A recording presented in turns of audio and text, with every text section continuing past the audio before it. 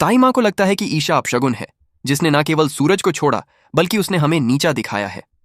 ताई माँ यह फैसला करती है कि वह अपने बेटे सूरज के लिए ईशा से अच्छी लड़की ढूंढ कर लाएंगी।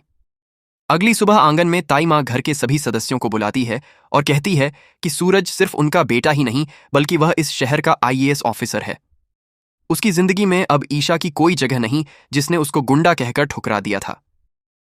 अब मैं सूरज की दूसरी शादी करने का फैसला कर चुकी हूं, जो हमारे खानदान की मर्यादा और सूरज के पद के लायक हो। जैसे ही ईशा को बंटी से यह खबर मिलती है कि ताई माँ सूरज की शादी किसी दूसरी लड़की से कराने का फैसला कर चुकी है, ईशा के पैरों तले जमीन खिसक जाती है।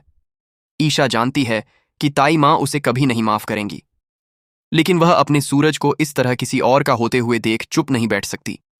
इधर ताई माँ ने दूसरी शादी की रस्में शुरू कर दी हैं। घर में मेहमान आने लगे। सूरज चुपचाप एक कोने में खड़ा है।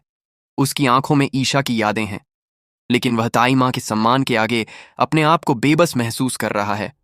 उसे वह समय याद आता है जब उसने ईशा के लिए आईएएस बनने की कसम खाई थी। ठीक उसी वक्त ईशा की वहां पर एंट्री होती है।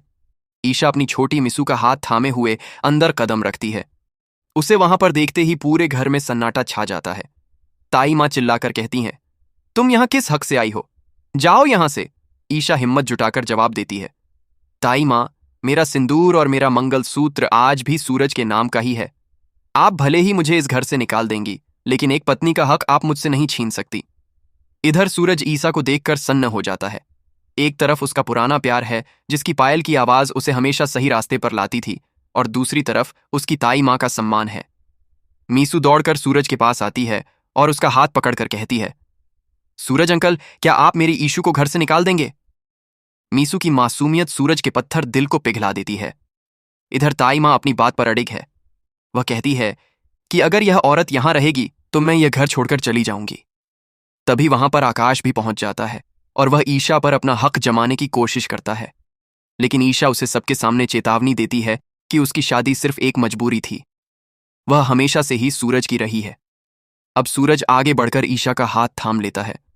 वह अपनी ताई माँ से कहता है, ताई माँ, मैं आईएएस अपनी मेहनत से बना हूं, लेकिन उस मेहनत की प्रेरणा ईशा थी।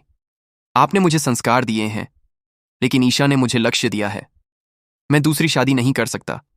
दोस्तों, आपको क्या लगता है? क्या ताई माँ अपनी अपमान को भूलकर ईशा को फिर से अपने बहू के रूप में स्वीकार करेंगी? अपनी राय कमेंट में जरूर बताएं, और अगर आपको यह अपडेट पसंद आया हो तो वीडियो को लाइक करें और अपने channel A India with Nehru को सब्सक्राइब करना ना भूलें। धन्यवाद।